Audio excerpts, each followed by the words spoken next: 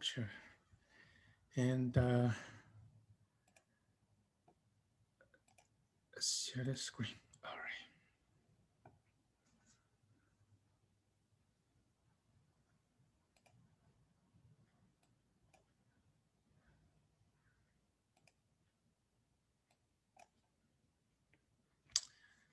right. All right. So let's get started.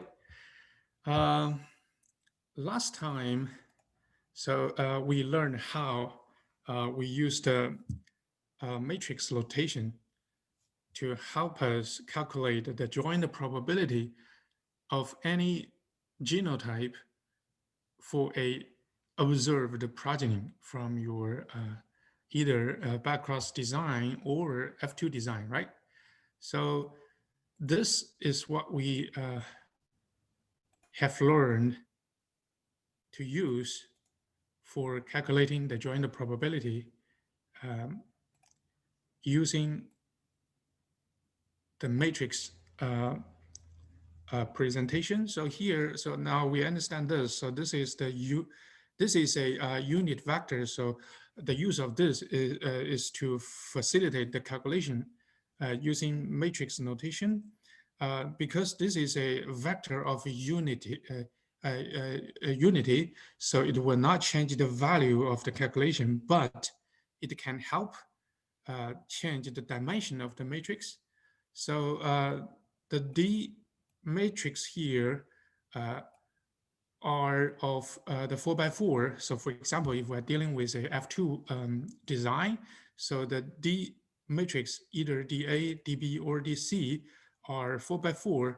So we use different, so we put one in different location to represent different genotypes. So for example, if let's say the locus A, if this progeny takes the genotype of 1, the A1, so we put a 1, a number 1 in this position to represent the genotype, the first genotype. And if it is the second or third, so because we cannot differentiate these two, so we put a 1 here and another 1 here. So but if the genotypes, this progeny takes the genotype of 4, so we're going to put a number 1 here, right? So this is what we have learned the last time. Okay, so as I mentioned, I will show you an example here because this is important.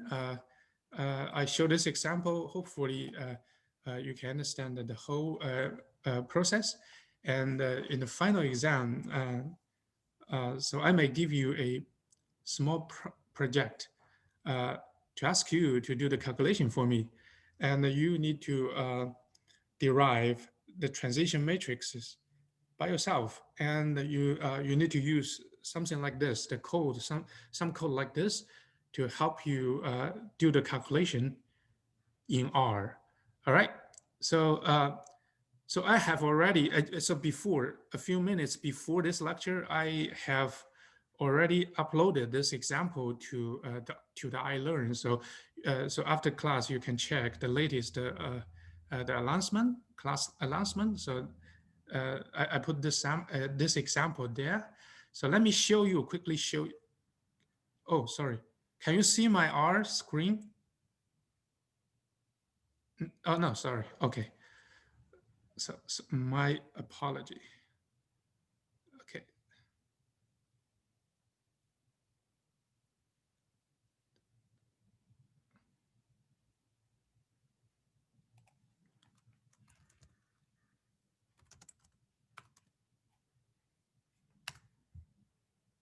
Okay.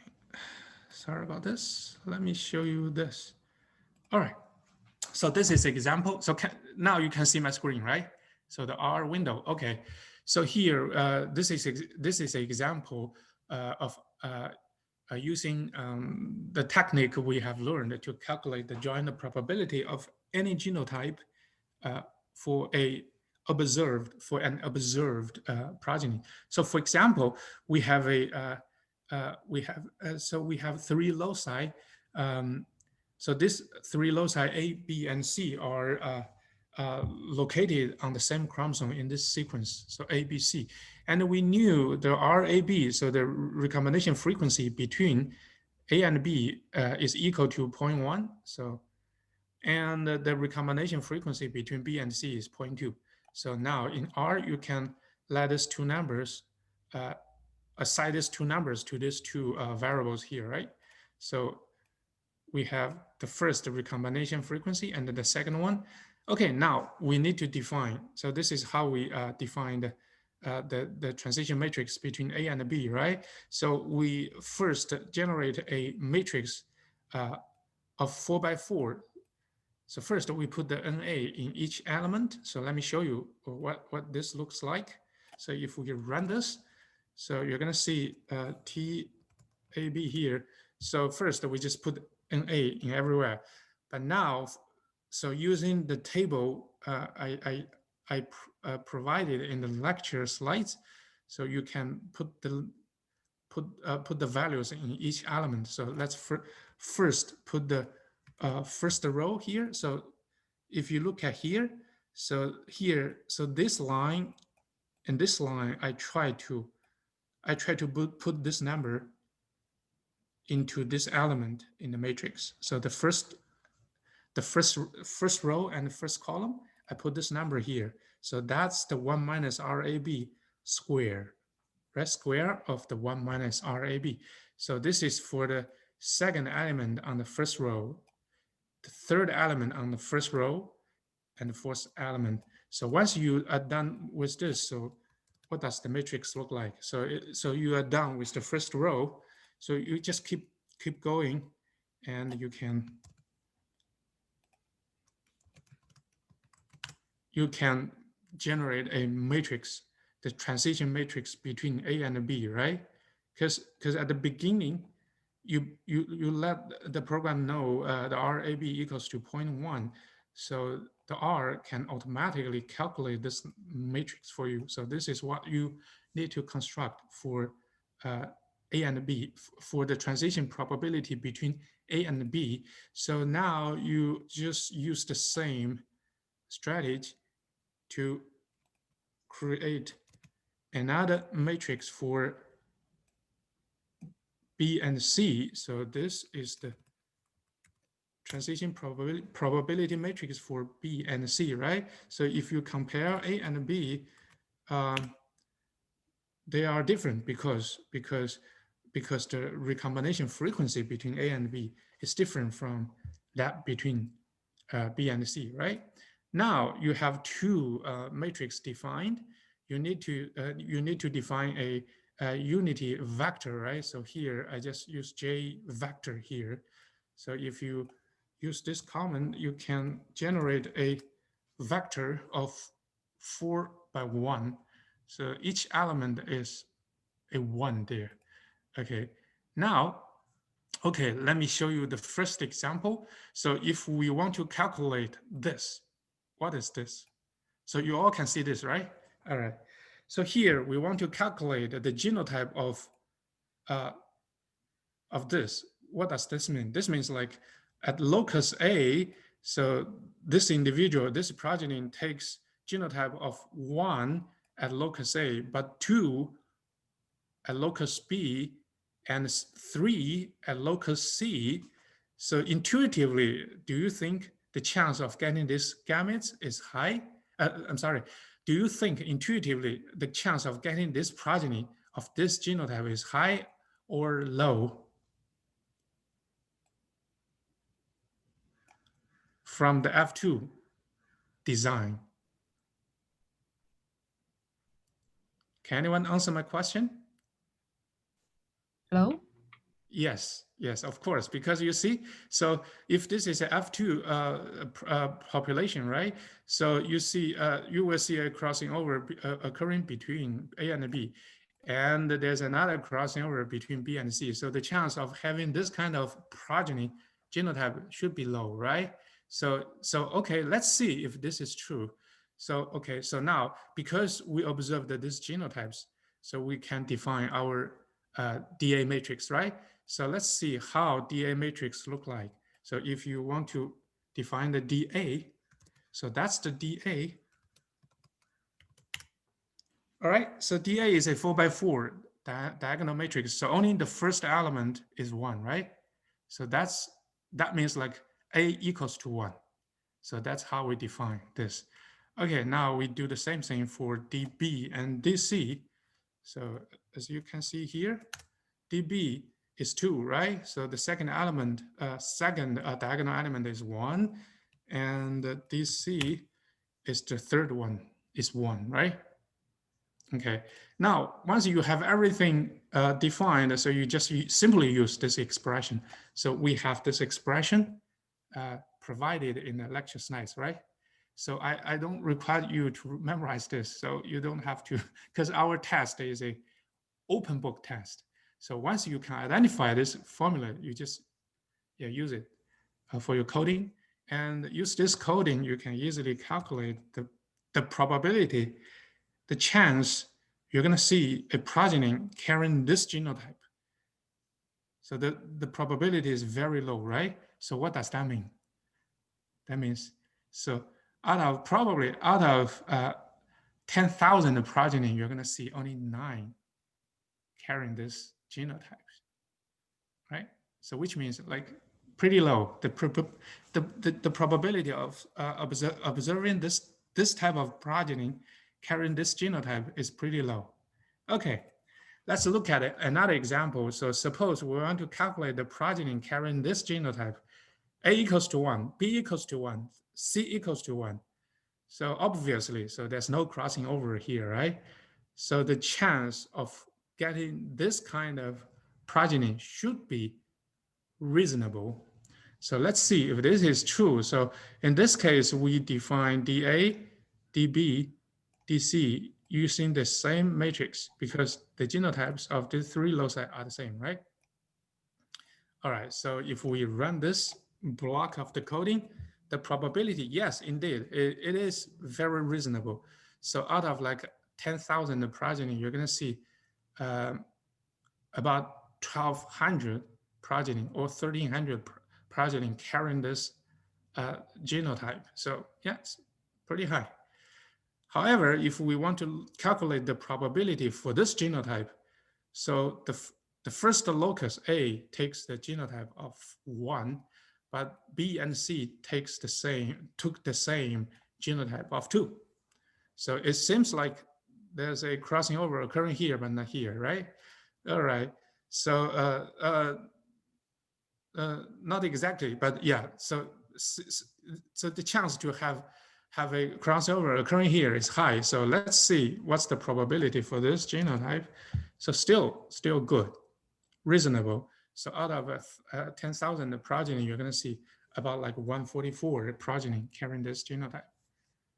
All right, I hope this example can give you some idea about how we can use matrix notations to calculate the joint probability of different genotypes in F2 population. So is that clear? Any questions? Question. Yes, please. Is the T in the last command just denote prime of the vector? Oh, yes. Right. Good question. Okay. So in the formula, hopefully you still remember. So in the formula I provided in the lecture slides, so we have a J and a J prime, right? Mm-hmm. The J prime means the transpose. So in R, yeah, you use T parentheses, put the vector in or matrix in. That's the transpose function. Okay. Yes. Got Thank it. you. Thank you. Mm-hmm. Any other questions? So one thing you see, right? So here, when we put the matrix together for the multiplication, so we have to use this, right? We use a multiplication sign, but this sign should be bounded by the percentage sign to let the R know, okay, I'm not dealing with the standard numerical multiplication. I'm doing the multiplication for matrix, right? Okay.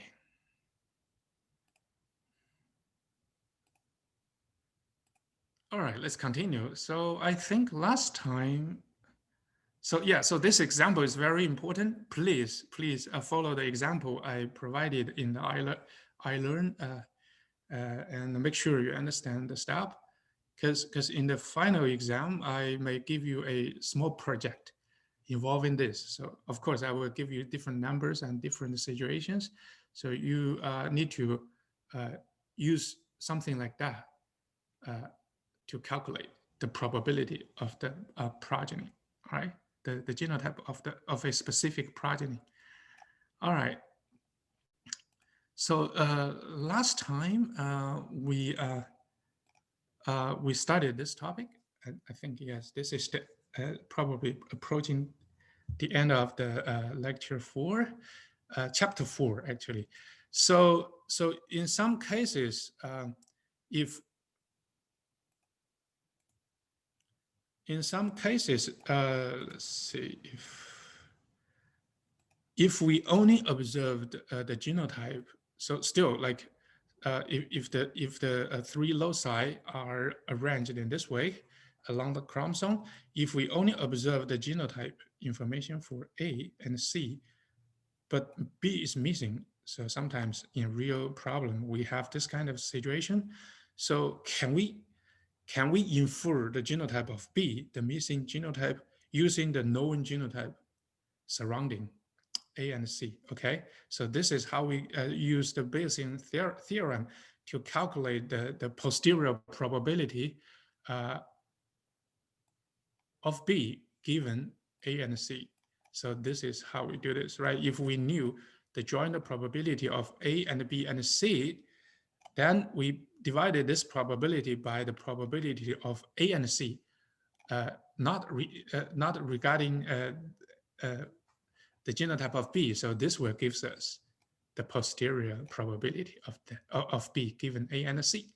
So last time we talked about how to do this, right? So we start from, so we can treat the origin of the chain, Markov chain, starting from B. So this chain can go either way. So then we can apply what we have learned to solve this missing problem, missing genotype problem. All right. So first, we need to, so if we want to construct this ratio, let me erase this. So this is too messy. Okay, let's do this. Okay, so if we want to construct this ratio to calculate this posterior probability, so let's do this one by one. So we can figure out this, the numerator first, and then we can figure out the denominator, right? Second. So what is the numerator? Numerator is this. So if we apply the chain in this way, so we can calculate this joint probability like this.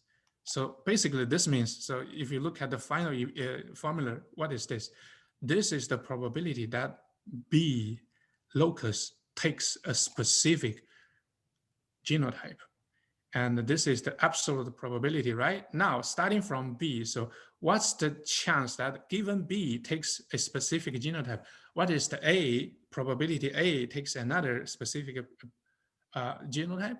The same for this one, right? Given B, what is the probability of C takes another specific genotype? All right, so for example, so if we want to calculate the probability that A equals to 1, this is observed, right? And C equals to 2, this is also observed. But we want to calculate, given this two, what's the probability that B takes the genotype of 2? But this one is not observed. So we want to calculate what's the chance that B takes 2, right? So then we can calculate, so what's the probability of B equals to 2? Here. And times the probability that given B equals to 2, what's the probability that A equals to 1? Right?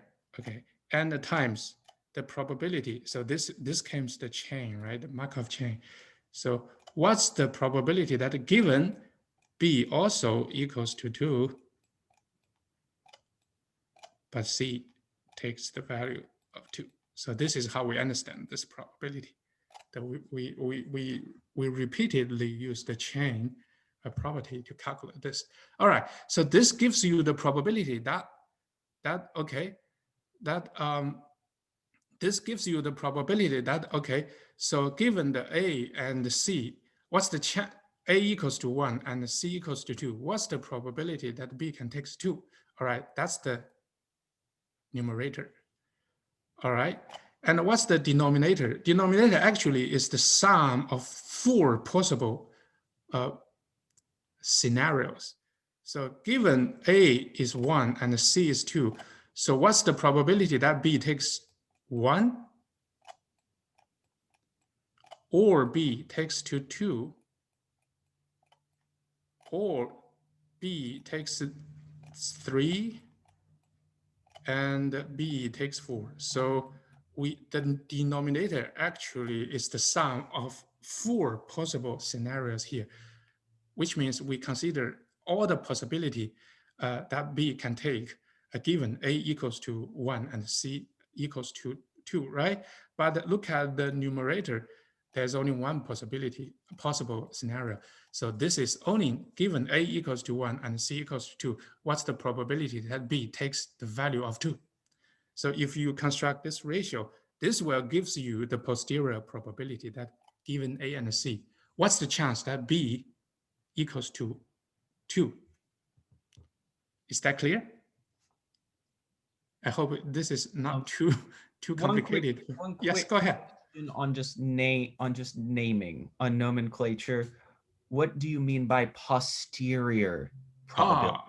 Posterior probability. Good question. Okay, let me explain for you. Okay. All right. So posterior probability means. So here in this example, we don't know the genotype of B, right? Correct. We only observe the genotype for A and C. Okay, now, if we want to calculate the probability that B given A and C, we call this is a posterior probability. Why? Because this is defined as like this, all right? So if we knew the joint probability of A and B and C, and we also knew the probability of A and C without regarding any situation about B. So if you construct this ratio, this will give you the posterior probability of that. Means like so how to describe the definition of this?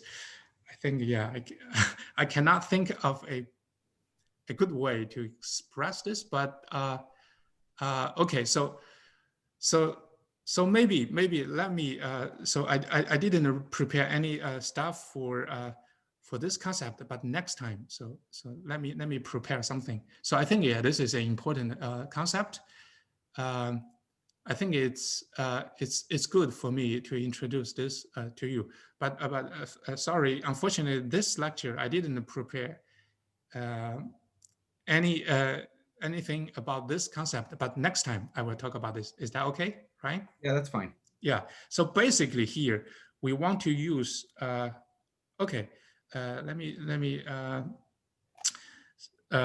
so yes, okay, so this is the so-called posterior probability. We use some prior knowledge. So the posterior is related to the prior, right? Prior information.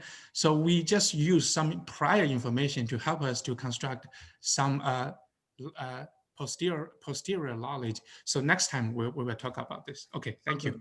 No, I got the hang of it now. You got what? I'm sorry? I have it now. I understand. Great, thank you. All right. So any questions? Any questions about this calculation here? So this is important. So I hope everyone can understand this. Yes, okay, good.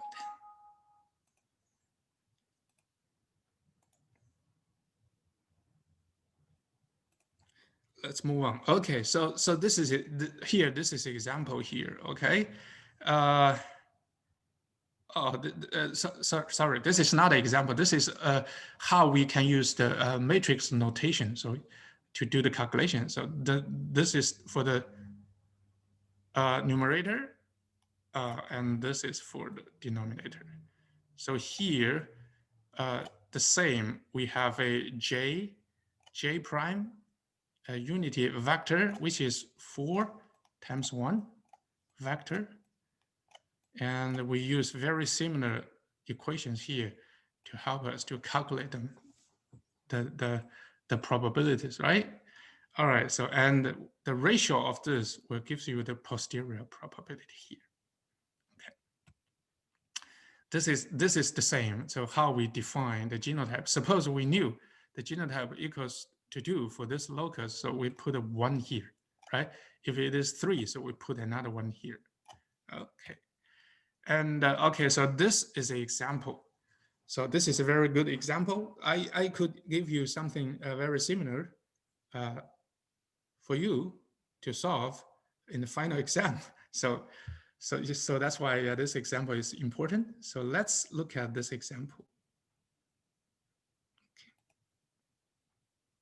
Okay, so we're talking about F2 progeny. So this is F2 design. So then we immediately will think about a 4x4 table, right? So F2. So then we have like 16 cells. So you need to find the right way to get the table and to construct the transition probability matrix for yourself. And all right, so now we have a missing genotype problem. So we want to calculate the conditional probability of a locus given the genotype of the flanking markers. So we don't know the information about B, but we knew the information about A and C, the flanking markers. So suppose we have the genotype for the locus A, which is A1. That's 1, right? And suppose we have for locus C, we have C1, C2. So that could be number 2 or number 3. So we don't know. So that's why. So there's some ambiguous information for the locus C, but still we can use this information to help us to infer the genotype for B. Okay.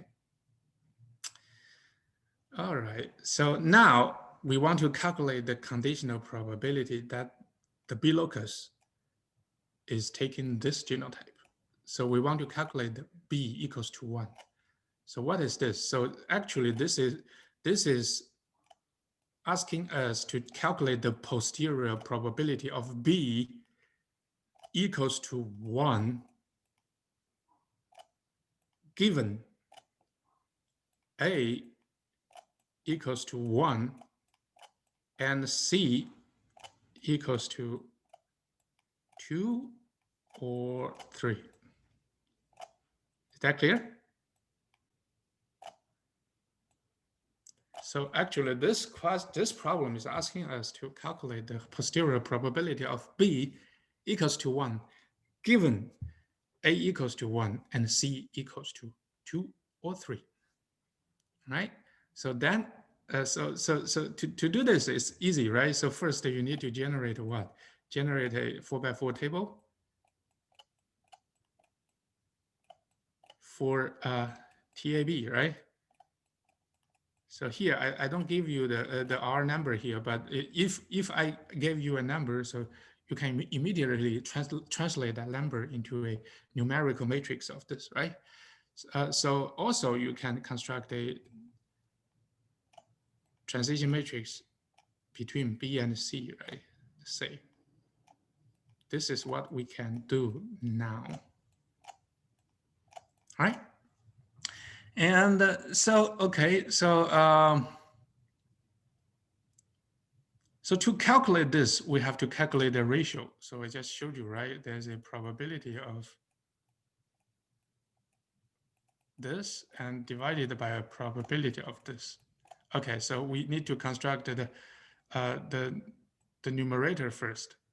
The numerator is calculated using this, all right? Because we want to calculate the chance of B takes the genotype of 1. So here we just consider this one situation. But in the numerator, in the denominator, so we need to consider all 4 possible genotypes for B. That's why we use the summation here, right? Of course, when you do the matrix calculation, you don't worry about, oh no, sorry, here. I took this back. So, okay, so if you want to calculate each specific situation that B takes a specific genotype, you do not worry about the summation because the matrix helps you. But here, the denominator, you have to consider all possible situations. So you have to do the summation in this situation. Is that clear? So any questions here? So for the denominator section, it's all possible situations, but the numerator, we're just working, one. Yes. We're working with we're obviously working with the posterior probability. So basically it's X, it's the state of B, which we want to be 1, 1, given. That's right. Yeah, you know, exactly. Yeah, very good. Okay. Very good. Oops. Let's see. Very good. So the numerator, yes. So the numerator, actually, we just calculate the posterior probability for one case, which is we want, right? We want to calculate the posterior probability that B equals to 1. So this is the numerator. But in the denominator, we have to consider all 4 possible posterior probabilities. So given A and C, what's the probability, posterior probability that B takes 1? And given A and C, what's the posterior probability for B taking 2, right? And so on. So we add up all these possibilities, 4 possibilities together to form the denominator. So that's the new subsample space. And we use the numerator to divide it. We divide the numerator by this denominator, which is the new subsample space. And this will give us what we want.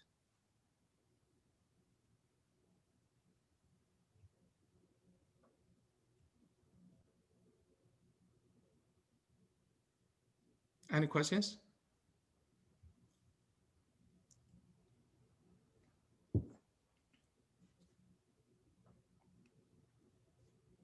Okay. Good. All right. So this is the general form for this. As you can see, if we use this chain, Markov chain to calculate the missing problem, if we want to specifically focus on a single missing, and when you simplify the formula, you're going to see the final formula. So when we calculate the probability of a missing locus, this probability is only related to the adjacent markers. So it is irrelevant to any markers further so which means the posterior probability for any missing marker only depend on the flanking markers, the 2 adjacent. So we're not depend on any other markers. This is how we understand this, using the Markov chain. I think, we're done with this chapter. So any questions so far? Just about the big G. So we're not, so the notation that we're using here, J minus 1 and J plus 1, is this denoting that we do care or don't care about the adjacent markers? Oh, okay. You mean here, right? Yes, the very bottom, J minus 1 and J plus 1. Okay, so here G means the genotype, Okay. and the J plus 1 denote the position of the marker, right? So here, look at here. So this, this is the target. So we have missing information about the J locus. So we want to infer the posterior probability of this marker takes a specific genotype given all other markers, right, from 1 to m. But once we simplify the formula, the final formula is here. So as you can see, this final probability calculation is only depend on the genotype for 2 flanking adjacent markers. So this is target. We want to infer the J's marker, but we only need the information from the J minus 1th marker and the J plus 1th marker. But doesn't that go against Markov logic? Now we're taking into consideration adjacent markers when we only need to consider the previous. Right. So this is the property of the Markov chain, right? Mm-hmm. Yeah, this is why we need to follow the Markov chain because otherwise the situation will be too complicated, right? Yes, but then wouldn't the equation be GJ minus 1 and then nothing after that, right? GJ. So let me clear this. So sorry, I didn't get your question. So could you ask your question again? Sorry. The probability is based off of is only influenced by the, or wait, is the probability is based off of what we have present and what is from the previous. That's the Markov chain logic. Oh yes, yes. And So here, so if we want to treat this as a missing, right? So we treat this as a start point. So this, let me show you. Okay, so this is the logic here. So suppose we have more than 3 markers on the chromosome, right? So we have information here, we have information here, and we have information here, but we're missing here. And we have information here, here, and here, here. So now, so as we described before, so during this missing problem, so we treat this as the start of the Markov chain, right? And we can go this way and that way. Is that correct? Mm-hmm. Okay, now, so then we can calculate the posterior probability based on this. Given this probability GJ, and times, so look at this way. Okay, now we times the probability that GJ plus 1, right, given GJ, because this is the current step and this is the next step, right? Is that right? And now if you consider the next step, so which is P probability of times GJ plus 2. So this probability only depend on this stage, not depend on the missing stage, right? Mm-hmm. So this gives you the J plus 1. Is that correct? Yes. You got it? Yeah, so that's why. So this is irrelevant to the calculation of the missing value because this stage only depends on the known stage. So that's why we can cancel, when you do the calculation, you can cancel out this irrelevant terms, only leaving this here. So which means if we use the Markov chain property to solve this problem, to solve this missing genotype problem, we only need the information from the adjacent 2 flanking markers. Okay. Does that make sense? Mm-hmm. So this is one direction. So if you treat the other way, another direction, so the same. Good question. Very good, thank you. Any other questions? Very good. So I think we're done with this chapter. Let's close this one. And move to the second one. Okay, good, very good. All right. Now, so I think we will migrate into some new concepts here. So in this chapter 5, so we will introduce some very basic concepts for the quantitative genetics. I hope you're gonna love them. All right.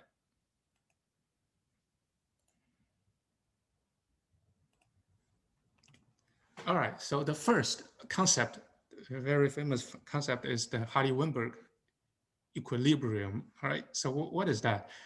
That says, so this theorem says, like in an ideal situation. So what is the ideal situation? Suppose we are talking about a population, and the population can live for a long time, generation to generation.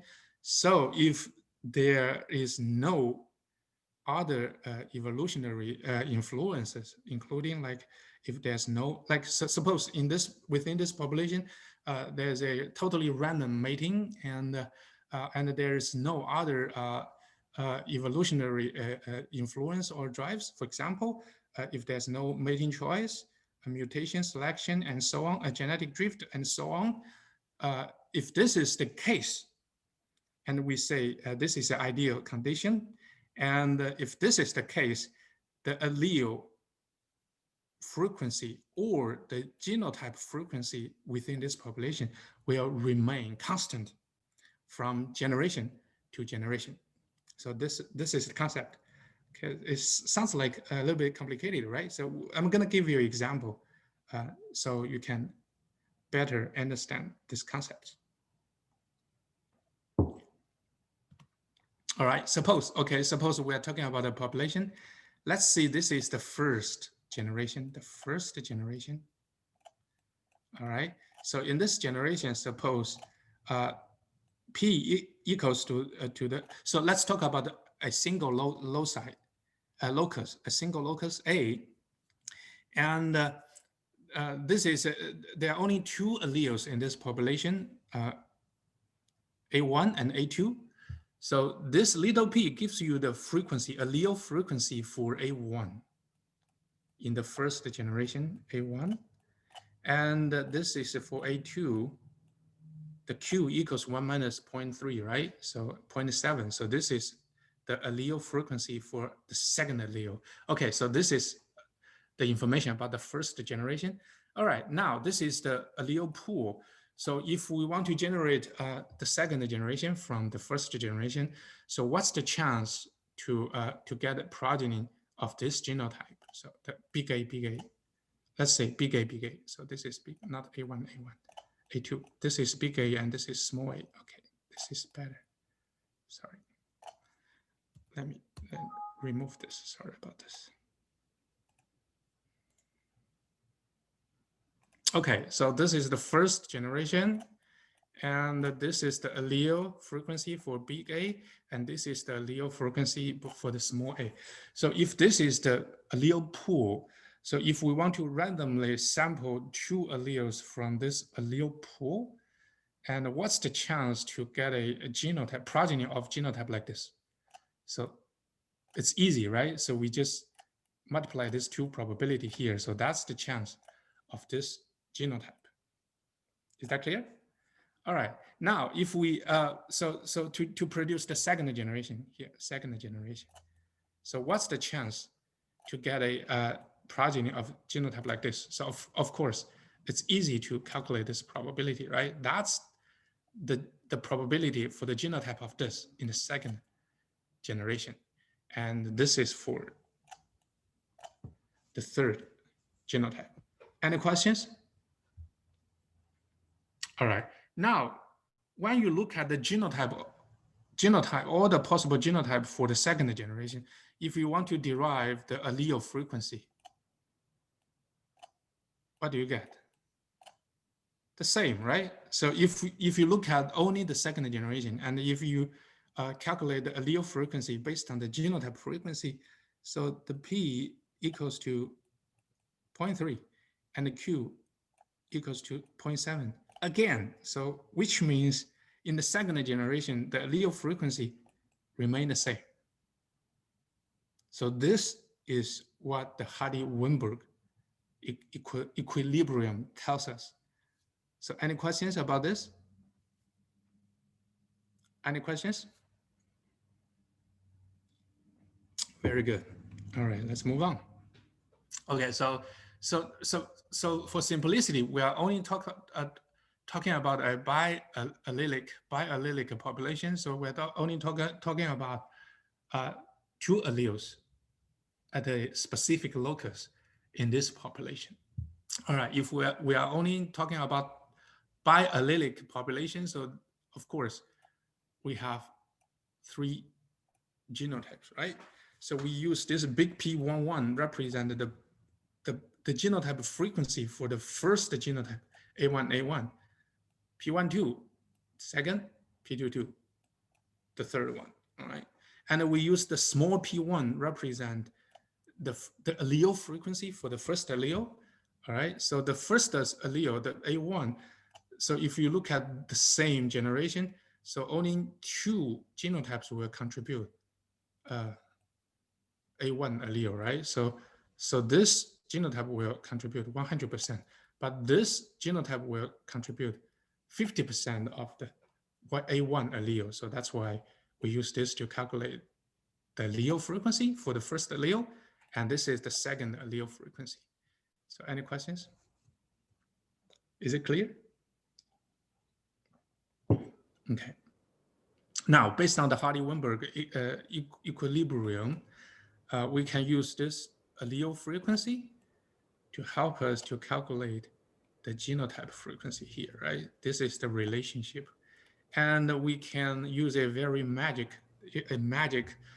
binomial expansion to express the relationship between the 3 possible genotypes and their corresponding genotypic frequency. So for example, if you expand this expression, the squared expression, so you will get this, right? And if you expand this expression, you will get this. So this gives you the genotype, and this gives you the genotypic frequency, the genotype frequency. So for this genotype, the heterozygous genotype, the frequency for this genotype is here. So for this homozygous of the second allele, that gives you the frequency for this genotype.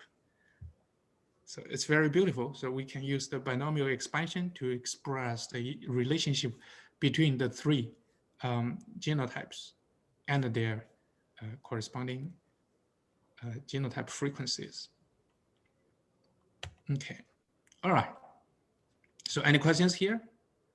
Because so I hope you can remember this. So we use different notation to represent different frequency.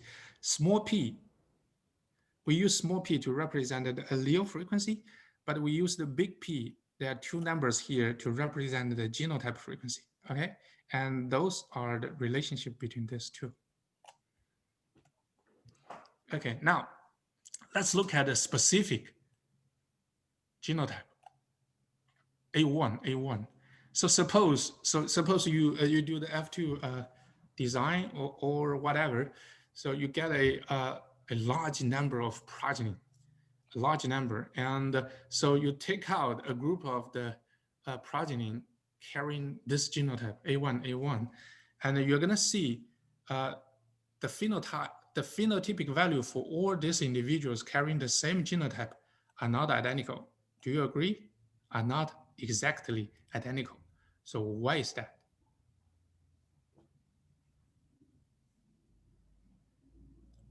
Because of the error, right? Because of the error. Because if you look at a single one progeny of this genotype A1, so this value should be the sum of the expected the phenotypic value for this individual plus some error here. All right, so this is for one individual. So if you look at another individual carrying the same genotype, this will give you the same thing here, but with another error, right? This is number 1 individual and number 2 individual. Any questions? All right, so if you plot So if you sample a lot of the individual carrying this genotype, you will probably get a distribution like this, right? Yeah, they are surrounding all these values, the distribution of these values will be surrounding this point, which is the expected phenotypic value for this genotype, right? And you're going to see some deviations here that represent the environmental error. Okay, now if you have this data, you just take the average of these individuals with the same genotype. What do you get? You get this value and the average of the error, right? So usually we assume the average of the error should be close to 0, and then gives you this.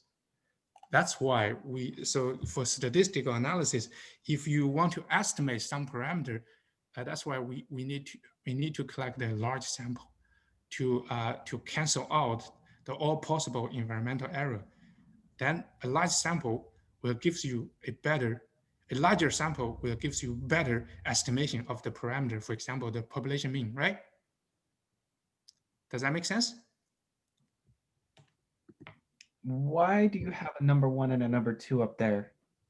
Number 1, oh, okay, sure. So, okay, suppose this is the first individual from your progeny, the entire progeny carrying this genotype. Okay, you got one. And you can get another individual of the same genotype, right? Maybe I should use this way to represent. Okay, so for example, let's put another one here, parenthesis 1. And this gives you a single individual of this genotype. If you, from the population, you got another individual, let's label 2 here. So this value should be very close to the first one, right?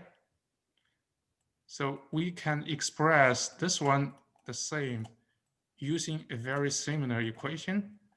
But here, we put a parenthesis 2 here to represent this individualized error for this individual. Okay, now you can do a lot of things, right? A lot of individuals. So this gives you the distribution of this, right? And if you do the average calculation, so this will give you a very good estimation of the expected phenotypic value for this genotype. Do you agree? Okay. Mm-hmm. Yep. All right. So actually, there is a very, very strong assumption, statistical assumption here.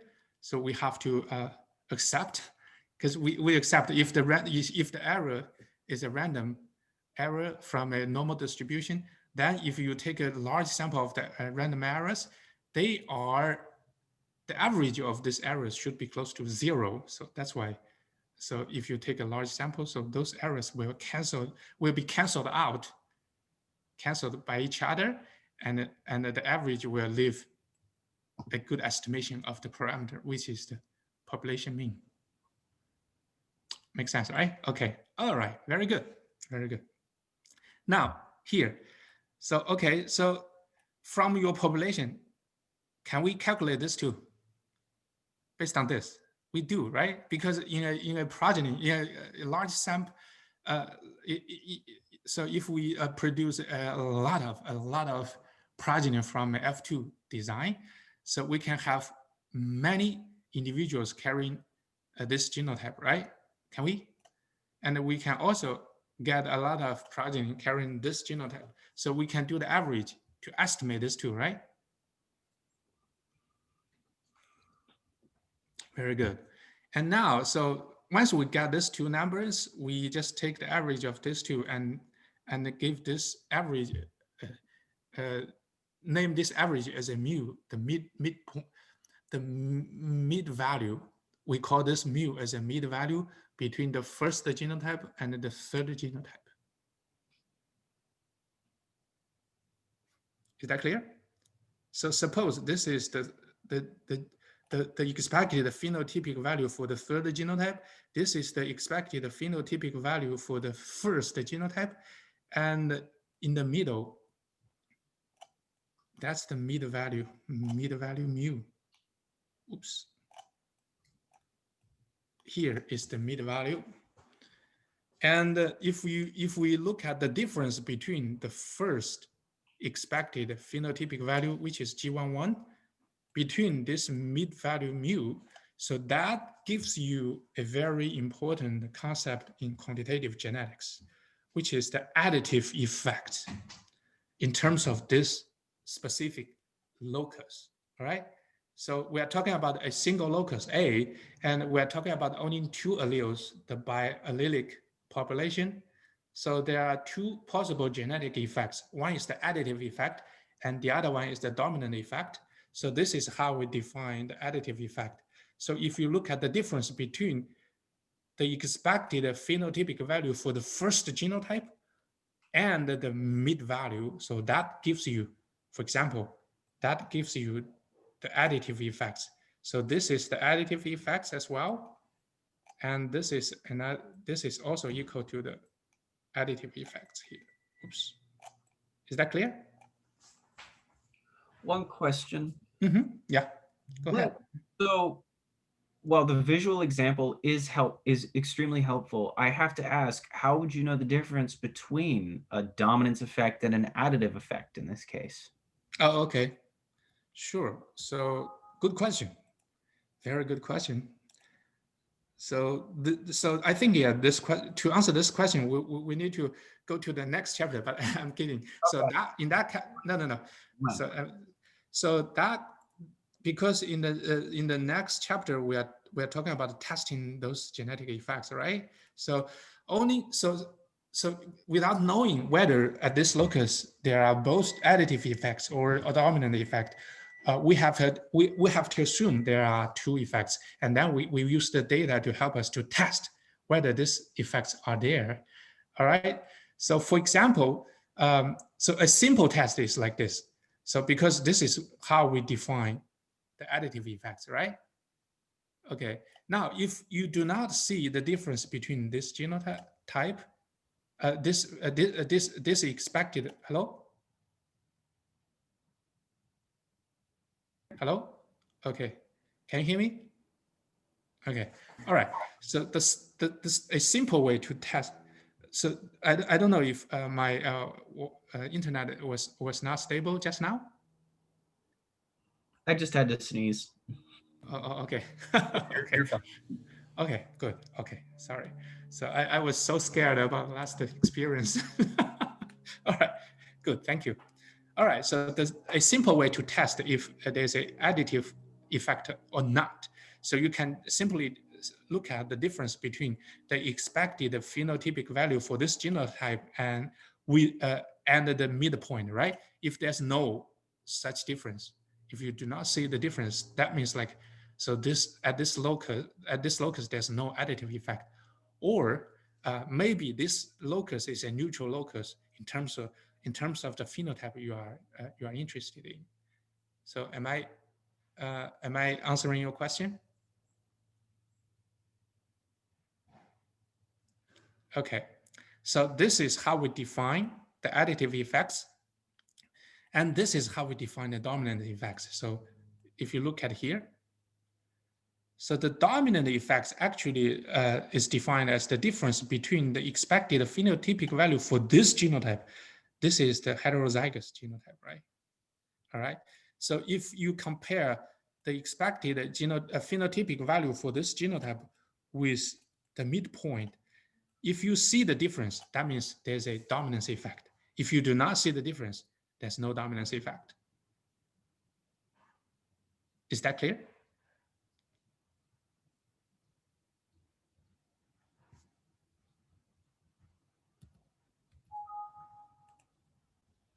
Let me see. Okay.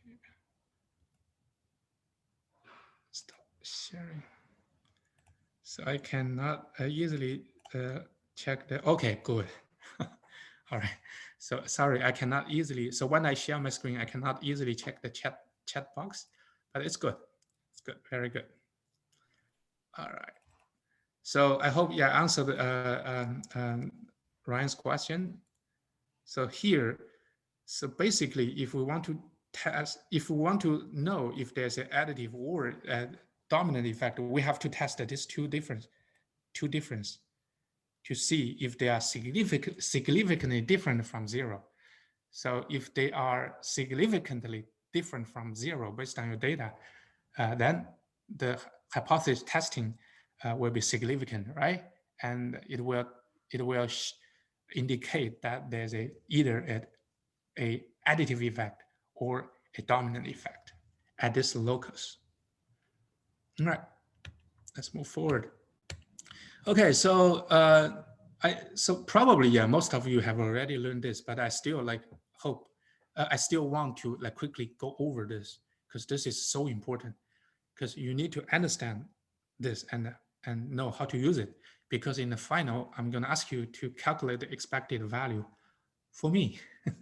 So the expected values in probability theorem or in statistics, the expected value of a random variable is defined as a long-run average value of the repeated experiment. So if you run a program or experiment repeatedly for a long time, for many times, for a long run, so and each time you can get a value for this parameter, right? And if you run this experiment for a long run, so get many repeated value for this variable, then the average of that value will be named as an expected value for that parameter. Okay. So for example, if you want to do this experiment, this is a dice. If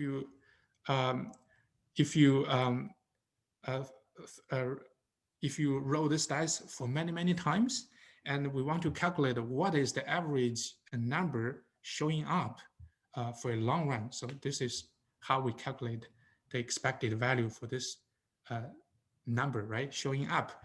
So okay, so intuitively that's very easy, because if this die is a fair one, which means like each of the 6 faces has equal chance to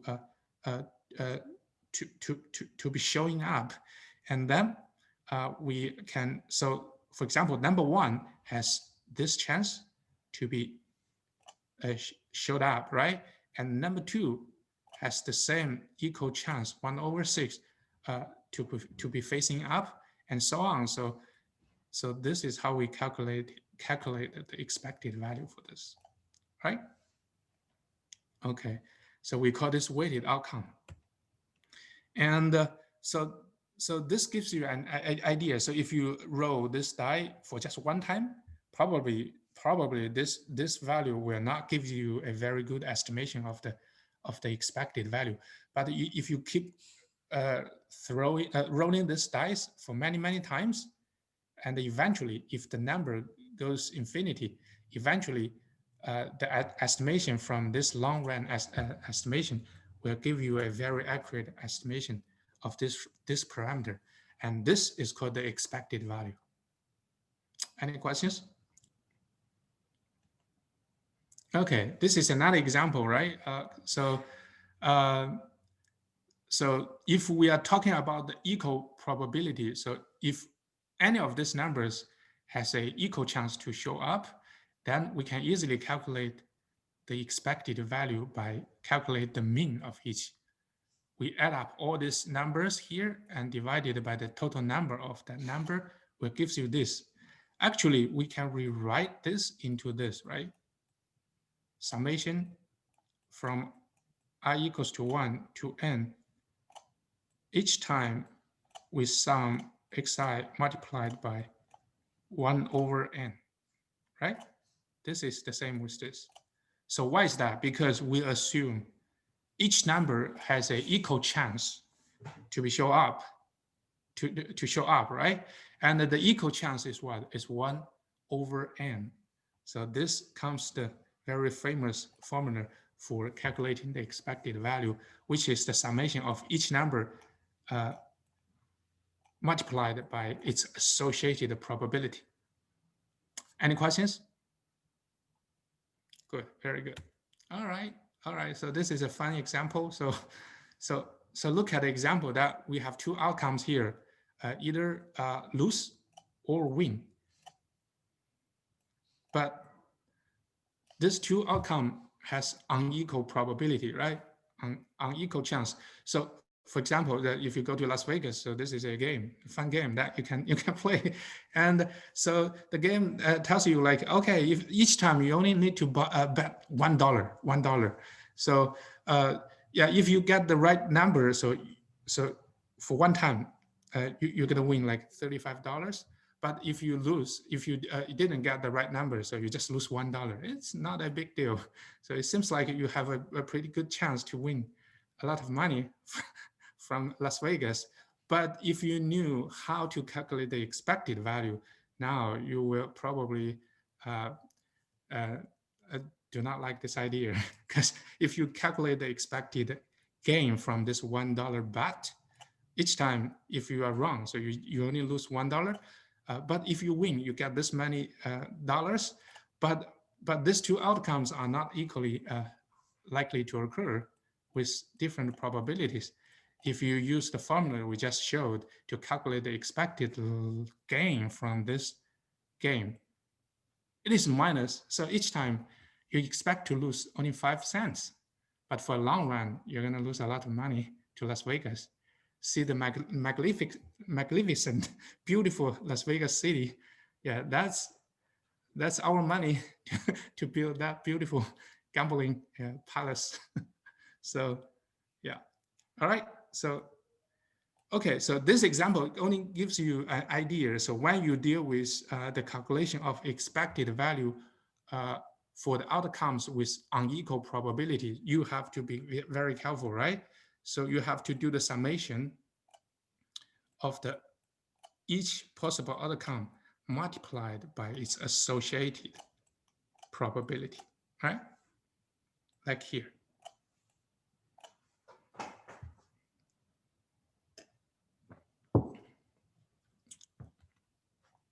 Okay, so the calculation of the expected value is for calculating the center of the distribution. So average, right? Mean. So if you want to calculate the expected value for a parameter, that's the calculation of the center of the distribution. But sometimes when you want to describe a distribution, the center of the distribution is not sufficient, it's not enough. You need another criteria to describe the distribution, which is the measure of the spread. So we call this variance. So the variance, by definition, variance is the expected of the squared of the deviation here. This is how we calculate the variance of a random variable. And so for the calculation, so it's easy to understand this, right? The variance is defined as the summation of the squared deviation from the mean multiplied by its associated probability. All right, any questions? So we need to understand this, and this is so useful for us to do the calculation in the future and for your final exam. Okay, all right, now we have learned how to calculate the expected value, and we also learned how to calculate the variance of a random variable, right? Okay, now we have some, so we can use this concepts to help us to define some more important concepts in quantitative genetics. All right. Okay, so what is here? So can anyone tell me what is the G11, G12, G22? So here we use quite different notations here. I hope we can be crystal clear about this concept. So what is G11, G12, and G22 here? Is it the expected phenotypic value? Yes, very good. The expected phenotypic value for 3 different genotypes, right? Okay. From your experiment. All right, very good. And we define this phi 11, phi 12, and phi 22 as the deviation of this expected phenotypic value from the midpoint. Sounds complicated, right? All right. So because we knew how we define the additive effects and the dominant effect, right? So actually, yeah, this is equivalent to that, right? So we call this phi 11, phi 12, and phi 22 as the genotypic value for these genotypes, for these three genotypes. So G11 represented the expected phenotypic value for the three genotypes. Now phi 11, phi 12, and phi 22 are called the genotypic values for these three genotypes. And okay, now based on the Hardy-Weinberg equilibrium, so we can easily use the expected value calculation to calculate the population mean of these genotypic values. So now we want to calculate this, the expected value for this genotypic value. It's easy, right? So this is the population mean, mu G, not mu. Mu is the midpoint. Now we put mu G here. This is the population mean for the genotypic value. So we want to calculate this expected genotypic value. We use the summation of each genotypic value multiplied by its associated probability. Is that clear? So this is important. I'm asking you to do the calculation for me in the final exam. So I'll give you some numbers, some information about the population, the genotypic values, and their associated probability. And you need to use this formula to calculate the expected genotypic value for this population. Is that easy? That's easy, right? Because we knew this is A, this is D, right? This is minus A, and the associated genotypic frequency is this, based on the Hardy-Weinberg equilibrium, right? So, and this gives you the population mean in terms of the genotypic values, right? So this is how we use the expectation calculation, right? And then we can use the variance calculation to calculate the genetic variance here. So the same, the genetic variance is defined like this. So we can calculate this and put this together. This is actually the square. Let me see. Square of this. Let me see. Okay. Yes. The expectation. So the square of this. So if you put these two things together and simplify the expression, this will give you the formula at the bottom. So questions?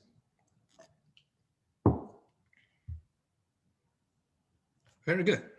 Let's move on.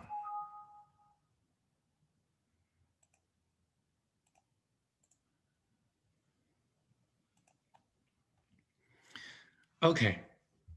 Now this is a very complicated concept here. So I would rather slow down. So okay, we have 7 more minutes. I think probably I can use this 7 minutes to well explain this concept here. So all right.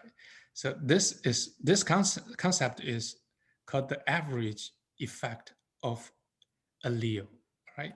So what is this? The average effect of an allele. So here we talk about A1 or A2, right? So we want to define the average effect for a single allele, either A1 or A2. All right, the average effect for an allele is the mean or expected deviation from the population mean of an individual which received that allele, the allele we are interested in, either A1 or A2, right? the individual which received that allele from one parent, but in terms of the other allele, we can think about the second allele is just randomly chosen from the population allele pool, right? So this is how we define this concept, the average effect for allele. So for example, if we want to calculate alpha 1 is defined as the effect of the allele A1. So this, using this terrible formula here. So, but when I explain this to you, so it's not that terrible, it will be very clear to you, all right? So suppose we're talking about allele 1, right? We want to calculate the allele effect, average allele effect for this allele. So suppose we have a, so we get the first, so for any progeny, if we get this allele, now for the second allele, which is randomly sampled from the population allele pool. So what are the possible alleles that we can get for the second allele to form this progeny?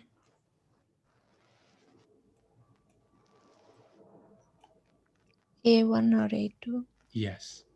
So given the first one is A1, so we have the first possible outcome is the second allele is also A1, right? We have the second outcome that given the first allele is A1, the second is A2. Now we want to calculate the expectation of this thing. So now we calculated this, right?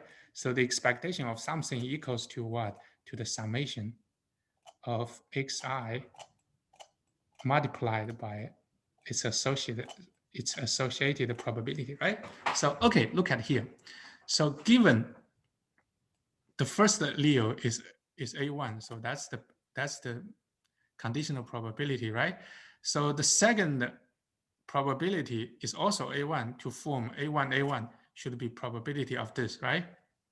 So this is the first associated probability, the ratio.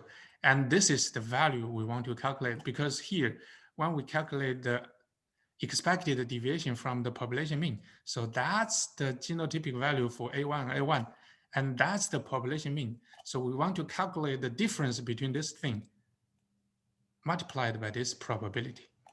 Is that clear? So that's for the first outcome. So the second outcome is here.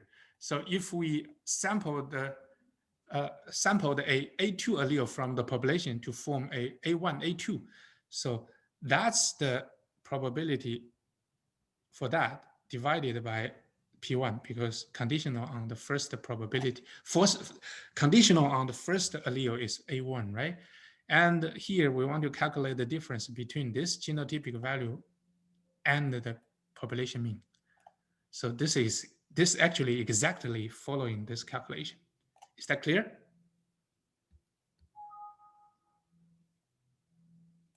Is that clear? One more thing. Yeah, go ahead. So, oh wait, I think I get it now. I think I get it. Okay, good. So just look at these two parts. So Yes. this is the first one, and this is the second one. So think about the expectation of this thing, alpha 1 equals to the summation of the xi times the pi, right? But here we need to think about the conditional probability, because we are talking about the first allele has been already fixed. We are talking about the average effect for A1, right? So the A1 is fixed with the probability of P1. And now we're only talking about the second allele, possible allele that we can sample randomly from the population. Then we have two different probability, and then we can calculate the weighted summation for this. So is that clear? This is how we define the average effect for the first allele, A1. So now if this is clear, so the second one is also clear.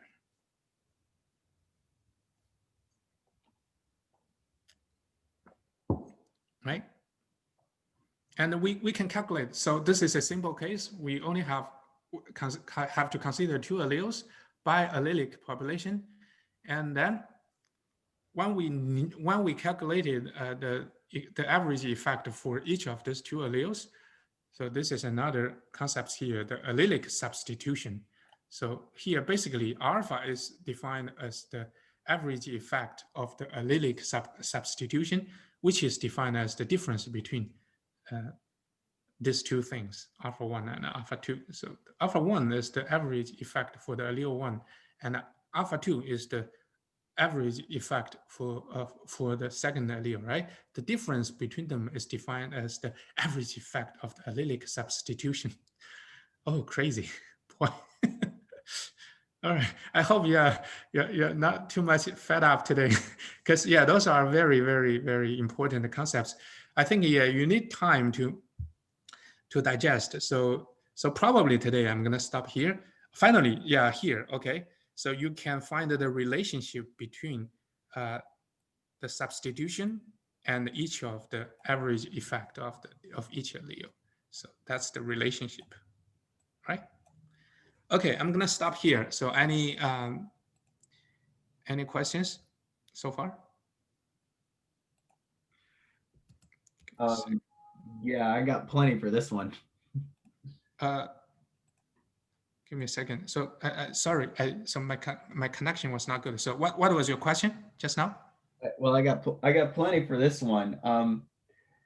So in the main equation at the top, how does P2 how do we get alpha 1 minus alpha 2 and transfer that over to this summation of the equation? It's equivalent to additive effects and then P2 minus P1. Sure. So are you talking about the first equation on this slide?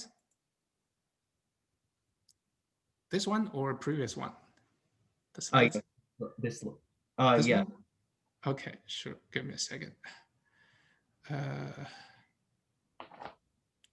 Sorry, give me a second. Okay. Oops. Sorry about this. Let me bring up.